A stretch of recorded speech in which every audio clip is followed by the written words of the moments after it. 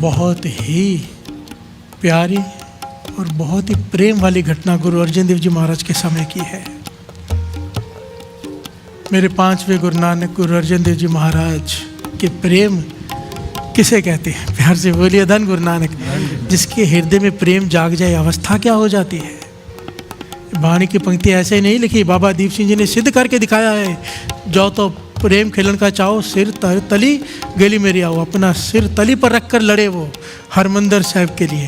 प्यार से बोलिए धन गुरु नानक। धन गुरु नानक। सिद्ध करके दिखाया गुरबाणी की पंक्तियों को, और ऐसा ही सिद्ध एक गुरु के सिख ने भी करके दिखाया है। प्यार से बोलिए धन गुरु नानक। ऐतिहासिक घटना बहुत प्यारी है। गुरु अर्जन देव जी महाराज लाहौर गए।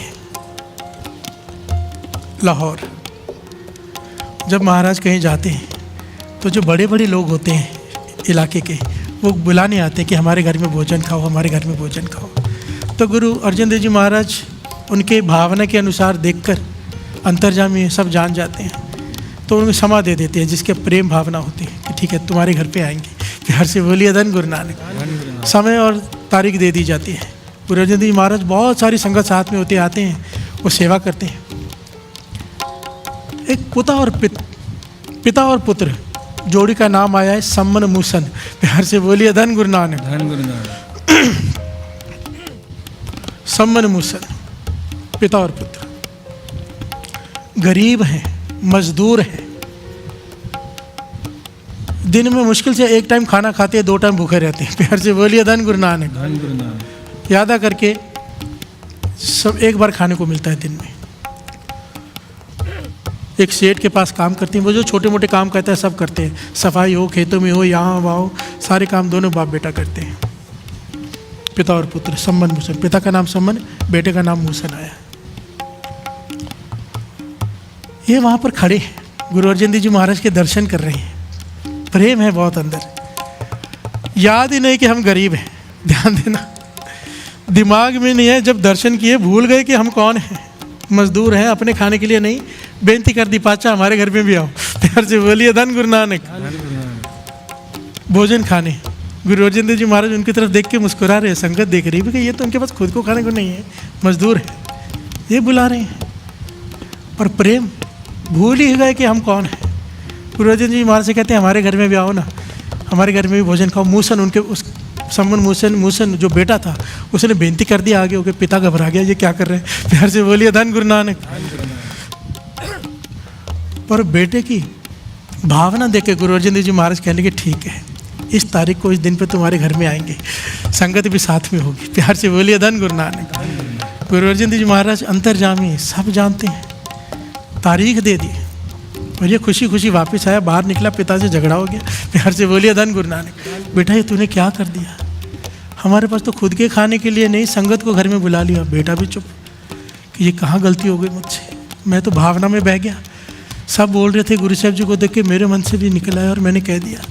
अब क्या करें पिताजी, कहने की अब तो पीठ नहीं दे सकते, कुछ भी करना पड़े हम करेंगे। दोनों पिता पुत्र ने मन बनाया कि हम दिन रात मजदूरी करेंगे, आराम कम करेंगे, खाएंगे भी नहीं, बहुत कम खाएंगे, जितना खाते उससे भी कम। ब्याज पे पैसे उठा लेते, ब्याज आहिस्ते आहिस्ते भर देंगे। प्यार से बोलिए धन गुरु नानक। लाहौर की घटना, सच्ची घटना साथ संगत। सम्मन मूसन जिस सेठ के पास काम करते थे उसके पास गए कि सेठ जी हमसे गलती हो गई है, हमने गुरु साहब जी को भावना में आकर, प्रेम में आकर कह दिया कि हमारे घर पे आओ। अब तो कह दिया है, आप हमें 500 रुपये उधार दे दो। बहुत संगत साथ में होती है, हम आस्ते आस्ते काम करके आपका उधार भी चुका देंगे, ज़्यादा काम करेंगे आपको ब्याज भी चुका देंगे। सेठ ने कह दिया, जानता था इन्हें, काफ़ी सालों से इसके पास ही काम करते थे। सेठ को तरस आ गया, कहने लगा ठीक है मैं 500 रुपये दे दूँगा। ये चले गए जगत राम हलवाई के पास। हलवाई से कहा कि 500 रुपये हम तुझे देते हैं, संगत बहुत सारी आएगी, 500 उस ज़माने में बहुत होते थे। संगत आएगी, मिठाइयाँ पूड़ियाँ जो भी होता है सब बना देना, तो सेठ जी से पैसे लेके तुझे दे देंगे। तो जगत राम हलवाई कह लेगा ठीक है, ये तो बहुत अच्छी बात है। उसने मिठाइयों की तैयारी शुरू करवा दी। प्यार से बोलिए धन गुरु नानक। ऐसे लोग हर ज़माने में होते हैं। प्यार से बोलिए धन गुरु नानक। कैसे? जो दूसरे को बढ़ता देख के खुशी सहन नहीं कर पाते। ये हर ज़माने में होते हैं। एक किसी बड़े आदमी ने बात कही है, किसी समझदार आदमी ने, और मैंने तो अपनी आंखों से ये चीज़ देख ली है।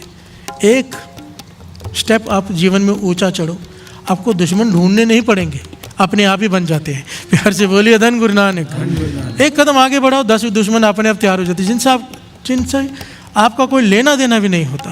प्यार से बोलिए धन गुरु नानक। धन गुरु दूर कहीं बैठकर दुश्मनी निभा रहे होते हैं, क्यों? तरक्की नहीं देखी जाती। प्यार से बोलिए धन गुरु नानक। भाई ये कल यहाँ था, वहाँ कैसे पहुँच गया? भाई हर कोई पहले नीचे से ऊपर जाता है, हर कोई ऐसे ही जाता है, कोई ऊपर से नहीं पैदा होता नीचे। प्यार से बोलिए धन गुरु नानक। धन गुरु नानक। उस जमाने में भी थे उनके पड़ोसी कि गुरु साहब जी इसके घर में आएंगे, हमारा नाम खराब हो जाएगा, हमने नहीं बुलाया। प्यार से बोलिए धन गुरु नानक। और सेठ को जाके भड़का दिया, कान भर दिया, सेठ जी आप 500 रुपये देने जा रहे हो, इसे कहाँ से देंगे? ये तो खुद एक टाइम खाते हैं, आपको कहाँ से पैसे वापस देंगे? और लोग क्या कहेंगे कि इतने गरीब संबंध मूसन ने बुला लिया अपने घर में, और इतना बड़ा शहर का सेठ जो पड़ोसी है इसका, उसने नहीं बुलाया गुरु अर्जन देव जी महाराज को, लोग क्या कहेंगे आपके बारे में? प्यार से बोलिए धन गुरु नानक। कि सेठ कंजूस है, वो नहीं कर सकता था सेवा। सेठ ने बोला ये बात तो सही है कि लोग कहेंगे कि सेठ कंजूस है, उसने नहीं बुलाया, ये गरीब आदमी सारी वाह ले जाएगा। प्यार से बोलिए धन गुरु नानक। पड़ोसी है मेरा संबंध मूसन, सेठ का बंगलो है, बड़ा कोठी है, ये झोपड़ी में रहता है। सेठ ने बुलाया उन्हें और मना कर दिया कि मैं पैसे नहीं दूंगा। प्यार से बोलिए धन गुरु नानक। ये हाथ पैर जोड़ने लगे, सेठ जी हमने तो हलवाई से मिठाइयाँ भी बनवा ली है। सेठ चला गया, इस जगत राम हलवाई नाम आया इतिहास में। प्यार से बोलिए धन गुरु नानक। जगत राम हलवाई के पास जाके कहता है कि तू किसके लिए मिठाई बना रहा है, मैं पैसे नहीं देने वाला। हलवाई ने मिठाई बनानी बंद कर दी। प्यार से बोलिए धन गुरु नानक। ये घबरा गए कि अब क्या करेंगे। दोनों बैठे सोच रहे, कहने लगे काम करते हमारे पास 2 तरीके हैं, या तो आत्महत्या कर लें। प्यार से बोलिए धन गुरु नानक। मर जाएं कि क्या मुख दिखाएंगे संगत को, क्या मुख दिखाएंगे गुरु को? घर में बुला लिया और भोजन नहीं खिलाया, संगत भूखी जाएगी हमारे घर से, इससे अच्छा तो मर जाए।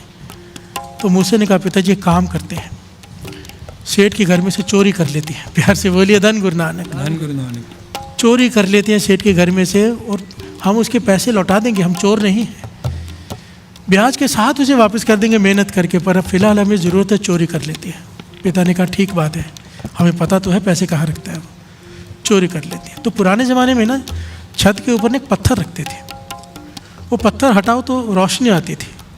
आजकल कांच लगाते हैं ना छत के ऊपर, कच्ची कांच के ऊपर, दिन में रोशनी आती है। तो दिन के समय पत्थर हटा देते थे, रात को पत्थर रख देते थे, कांच होता नहीं था, वो जगह खाली होती थी। प्यार से बोलिए धन गुरु नानक। तो मूसे ने कहा पिताजी मैं उस जगह में से नीचे उतर जाऊंगा, पत्थर हटा के पैसे लेके वापस आ जाऊंगा, और फिर ऐसा चोरी कर लेंगे। दोनों चले गए साथ संगत जी। रात का समय पत्थर हटाया, पैसे चोरी कर लिए, नीचे उतरा वहाँ से जहाँ से पत्थर हटाकर जगह बनी थी इतनी सी। पर जब वापस आया तो मूसे का शरीर वहाँ पे अटक गया, सर ऊपर है, कंधे अटक गए, ऊपर निकल नहीं पा रहा। प्यार से बोलिए धन गुरु नानक। धन गुरु नानक। रात भर दोनों पिता पुत्र लगे रहे, किसी प्रकार खींच ले, नहीं खींच पाया, ना ही वो निकल पाया, क्योंकि वो जोर लगा नहीं पाया। पिता वृद्ध है, बुजुर्ग है, वो खींच नहीं पा रहा। प्यार से बोलिए धन गुरु नानक। दिन होने लगा, दिन डर गए पिताजी, गुरु का नाम खराब हो जाएगा। देखिए यहाँ पर भी सोच देखिए क्या है उनकी, कि गुरु पर उंगली उठ जाएगी कि गुरु कैसी चोरी करते हैं। प्यार से बोलिए धन गुरु नानक। पिताजी गुरु पर उंगली उठ जाएगी कि सिख चोरी करते हैं, कुछ करो। पिता कहता है क्या करूं? कहने लगा मेरा सर काट दो, सर काट दो, मेरा धड़ मिलेगा, धड़ से पहचान में नहीं आएगा कि मैं हूँ। कह देना मेरा बेटा दूर कहीं चला गया है बाहर। प्यार से बोलिए धन गुरु नानक। पिता हैरान हुआ कि अपने बेटे का सर कैसे काट दूं। बेटा कहने लगा सोचो मत पिताजी, गुरु पर उंगली उठेगी, इससे अच्छा तो मर जाना है। प्यार से बोलिए धन गुरु नानक। ये पैसे ले लो आप 500 रुपये, मेरा सर काट लो, 500 रुपये से सेवा भी कर देना संगत की, और मेरे भी जीवन लेखे में लग जाएगा। इसीलिए तो कहा है हम ये सोच भी नहीं सकते हैं। प्रेम वाली गली विचों कोई कोई लंघदा, कोई कोई लंघदा जी, कोई कोई लंघदा। वाली गली विचों कोई कोई लंघदा, कोई कोई लंघदा जी, कोई कोई लंघदा।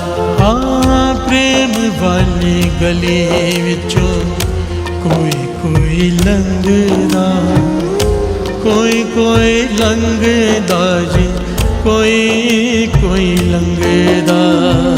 प्रेम वाली गली विचों कोई कोई लंघदा, कोई कोई लंघदा जी, कोई कोई लंघदा। प्यार से बोलिए धन गुरु नानक, धन गुरु नानक, धन गुरु नानक। धन गुरु नानक। जो तो प्रेम खिलन का चार, सिर धर तली गली मेरिया।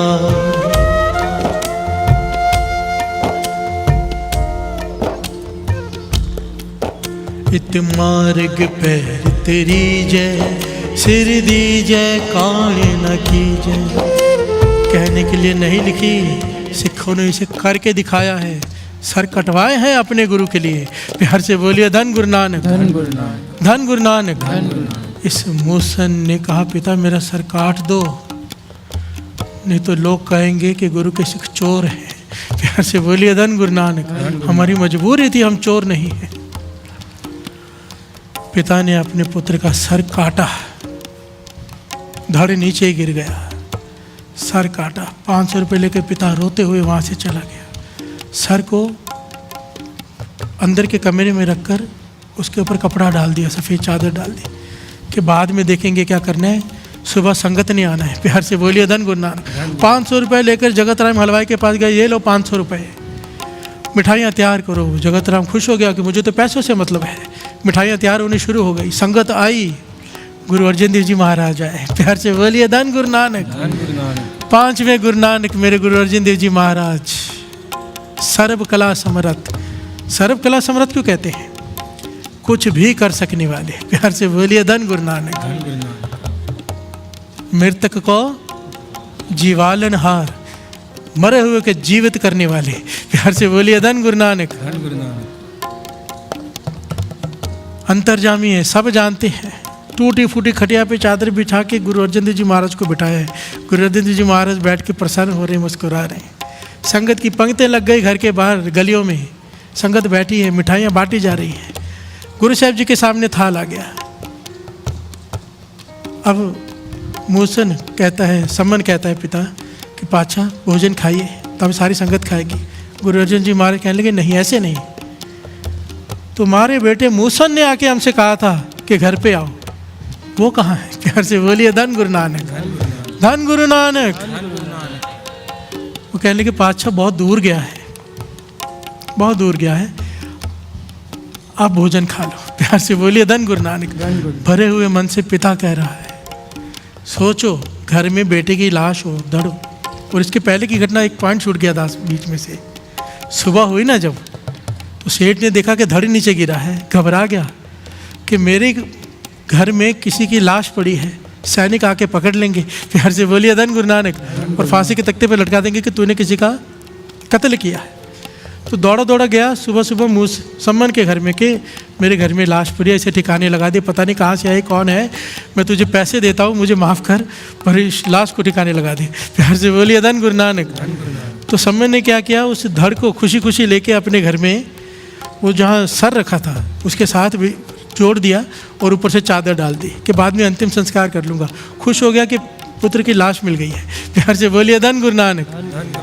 अब गुरु अर्जन देव जी महाराज कह रहे हैं कि पुत्र को बुलाओ, उसने हमें घर में न्योता दिया था, जब तक वो नहीं आएगा हम भोजन नहीं खाएंगे। प्यार से बोलिए धन गुरु नानक। सम्मन कह रहा है कि वो दूर गया है, आप भोजन खाओ। आखिर में गुरु अर्जन देव जी महाराज कहते लेकिन नहीं भाई, तो आवाज़ दे, जोर से आवाज़ दे। तो सम्मन ने हाथ जोड़ दिए, पातशाह हे गुरु अर्जन देव जी महाराज, वो जहाँ गया है ना वहाँ मेरी आवाज़ नहीं पहुँचेगी, आप आवाज़ दो, आपकी आवाज़ से वो आ सकता है। प्यार से बोलिए धन गुरु नानक।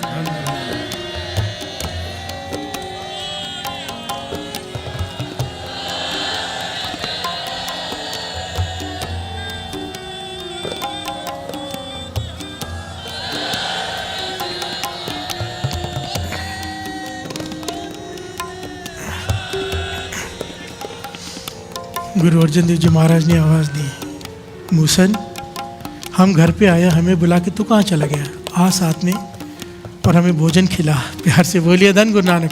संगत आई है घर में और तू सोया पड़ा है, उठ चादर उठा और आकर सेवा कर। प्यार से बोलिए धन गुरु नानक। अंदर से आवाज़ आई, सत बचन जी। चादर उठी, मूसन उठकर आया, चरणों पे सर रख दिया। पिता देखकर हैरान, दोनों ने अपना सर चरणों पर रख दिया। साथ संगत जी प्यार से बोलिए धन गुरु नानक। कैसे नहीं आता, सृष्टि के मालिक ने आवाज़ दी है। सृष्टि के मालिक ने, गुरु अर्जन देव जी महाराज, 5वें गुरु नानक। यहाँ पर जब सारी सेवा खत्म हो गई, सब कुछ हो गया ना, गुरु अर्जन देव जी महाराज ने सारी संगत को ये घटना सुनाई खुद, और यहाँ पर गुरबाणी की ये पंक्तियाँ उच्चारण की। और कितनी कीमती पंक्तियाँ हैं, कितना बड़ा ज्ञान है, समझ लो इसे। नाम लेकर का है समन मूसन का इस पंक्ति में, ध्यान दीजिए। सम्मन जो इस प्रेम की दम प्रियो होती साठ, सम्मन जो इस प्रेम की दम प्रियो होती साठ, रावण होते सो रंक ने जिन सिर दीने काट। हाँ, रावण होते सो रंक ने जिन सिर दीने काट। प्यार से बोलिए धन गुरु नानक। कह लगे समन, जिस प्रेम की दात को तूने पाया है ना, ये सबसे कीमती दात है इस सृष्टि की। प्यार से बोलिए धन गुरु नानक। और ये दाम, इसका दाम है सर। प्रेम की दात सर के सदके मिलती है, सर के वट्टे, सर के एक्सचेंज पर। प्यार से बोलिए धन गुरु नानक। अगर ऐसा ना होता, धनवान अगर प्रेम की दान पाना चाहते तो रावण कोई गरीब नहीं था। प्यार से बोलिए धन गुरु नानक। रावण होते सो रंक ने जिन सिर दीने काट। रावण ने अपने सर 11 बार काट के शिव जी के आगे चढ़ाया था, तब उसे शिव जी की दर्शन प्राप्त हुए थे। प्यार से बोलिए धन गुरु नानक। ये बात गुरु अर्जन देव जी महाराज कह रहे हैं, प्रमाणित कर रहे हैं इसे, कि रावण होते सो रंक ने। रावण कोई गरीब नहीं था, सोने की लंका थी उसकी, वो प्रेम की दात खरीद लेता। ये किसी मूल्य पे नहीं मिलती, इसका मूल्य एक ही है, एक ही सर। प्यार से बोलिए धन गुरु नानक। सर का मतलब क्या है? अपनी मत। ये नहीं कि हमें सर काट के ही रखना है। सर काटने का मतलब जो गुरु हुक्म कर रहा है उस पर कोई किंतु परंतु नहीं। गुरु कह रहा है अमृत वेले उठ, सत बचन जी। प्यार से बोलिए धन गुरु नानक। इतने बजे उठ, सत बचन जी। ये पाठ कर, सत बचन जी। अपनी ये नहीं कि पातशाह ऐसे नहीं, वैसे नहीं, ऐसे कर लूँ या वैसे कर लूँ। हुक्म, बात खत्म। ये है सर देना। प्यार से बोलिए धन गुरु नानक। धन गुरु नानक। वाहिगुरु जी का खालसा, वाहिगुरु जी की फतेह। श्री गुरु नानक देव जी ऐसे तीर्थ पर गए जहाँ बड़ा भारी मेला हो रहा था। गुरु जी ने अपने दिव्य नेत्रों से समस्त मेले को देखा, परंतु वहाँ एक भी परमेश्वर का भक्त ना पाकर वहाँ से आगे रवाना हुए, क्योंकि वहाँ महापुरुषों का मिलाप तो महापुरुषों से होता है। जैसे बाज पक्षी बाजों के साथ और कबूतर कबूतरों के साथ ही व्योम विचरण करते हैं। इसके पश्चात गुरु जी कुरुक्षेत्र में जा पधारे। वहाँ पर ग्रहण काल के समय अनेकों साधु तथा सदग्रहण उपस्थित थे। वह पटने नगर के राजा का पुत्र दुश्मनों से भयभीत होकर आया था। उसके पास और संपदा नहीं थी तथा दुखी था। उसने श्री गुरु नानक देव जी को देखकर साष्टांग प्रणाम किया और वहीं हरण जो उसने मारा था वह गुरु जी को भेंट किया। उस समय गुरु जी ने कहा, हे बाला, हम लोग यहाँ सूर्य ग्रहण को पूजन करने नहीं आए। तुम इस हरण को चूल्हा जलाकर हांडी बनाओ। मैं ना बाले गुरु आज्ञा से हांडी चढ़ा दी।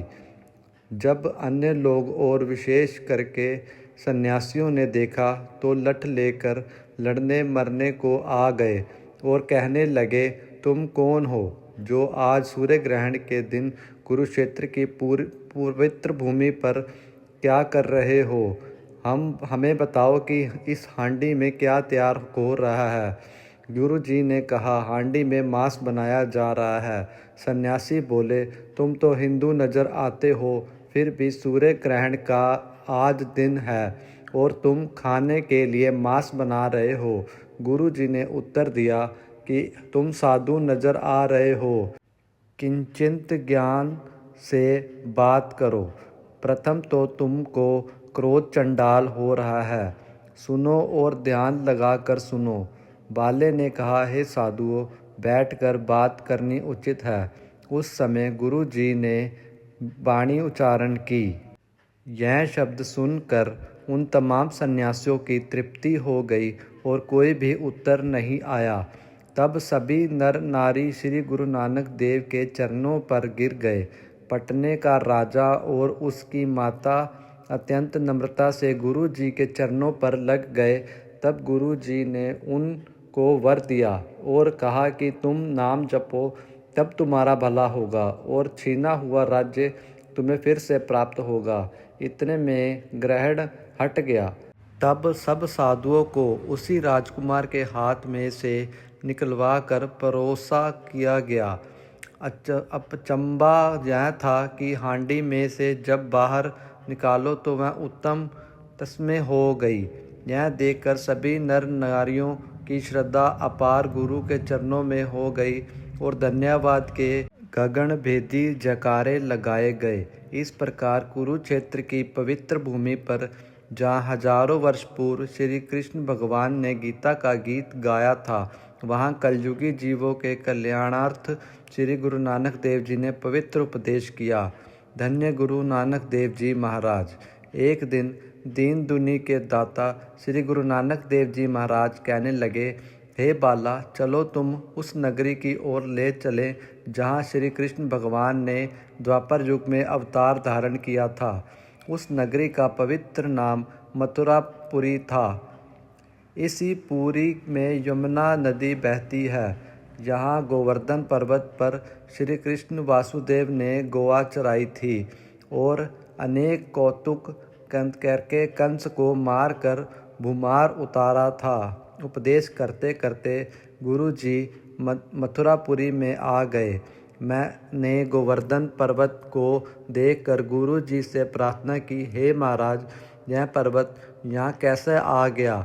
गुरु जी ने फरमाया, हे बाला, जब राजा रामचंद्र जी ने लंका पर चढ़ाई करने के लिए समुद्र पर पुल बांधा था, तब सभी कपियों को आज्ञा हुई कि जहाँ पर पर्वत हो वहाँ से जा कर ले आओ। जब हनुमान जी इस पर्वत को लेने आए तो इस पर्वत ने कहा, हे भ्राता, मुझे कहाँ ले जाना चाहते हो?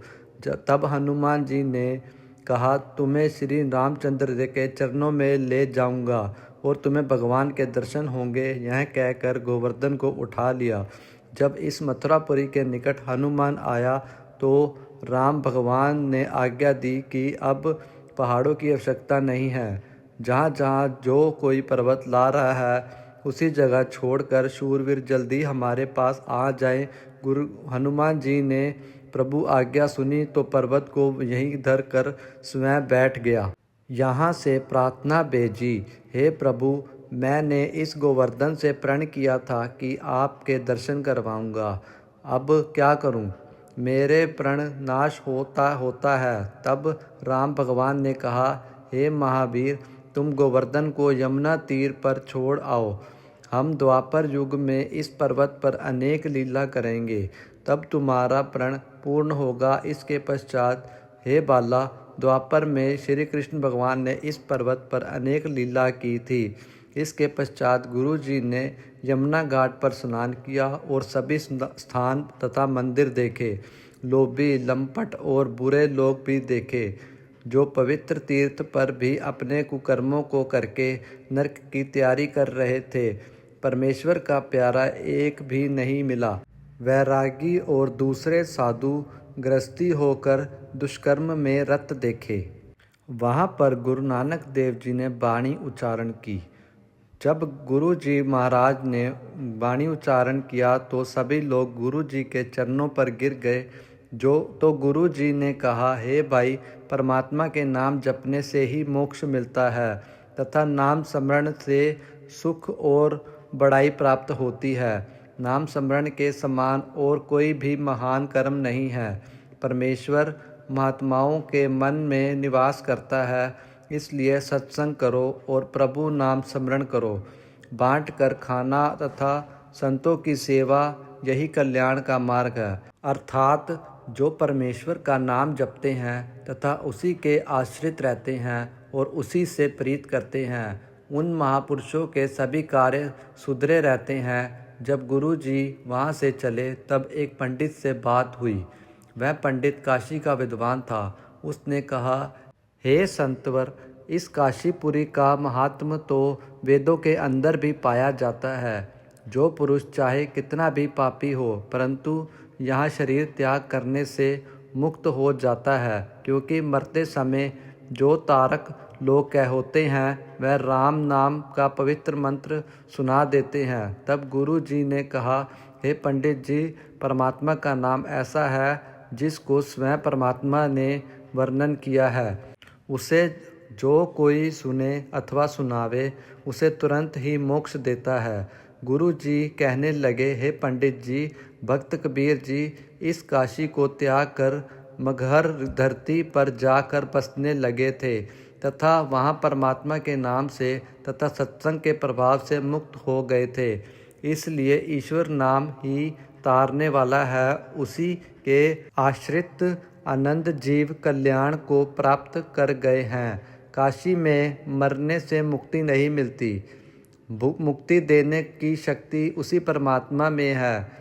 तब पंडित जी ने कहा, ईश्वर के नाम तो अनेक है, आप बताओ कि वह कौन सा नाम है जो मुक्त करता है। गुरु जी ने फरमाया, हे पंडित जी, नदी के तट पर अनेकों बेड़े होते हैं। मुफासर किसी पर बैठ जाए वह उसे पार ले जाएगा। इसी प्रकार परमात्मा के सभी नाम भव सागर से पार ले जाने की शक्ति रखते हैं। फिर जो गुरुमुख से परमात्मा का नाम सुना है उसमें तो अपार शक्ति होती है। इस प्रकार गुरु जी का उपदेश सुनकर सभी पंडित बहुत ही प्रसन्न हुए और सभी शंकाएं दूर हो गई तथा गुरु नानक देव जी महाराज के अन्य भक्त हो गए। इस कथा को ज़्यादा से ज़्यादा शेयर करें, जिससे संगत का अमृत वेला बने और नाम जप से जुड़ें। धन गुरु नानक।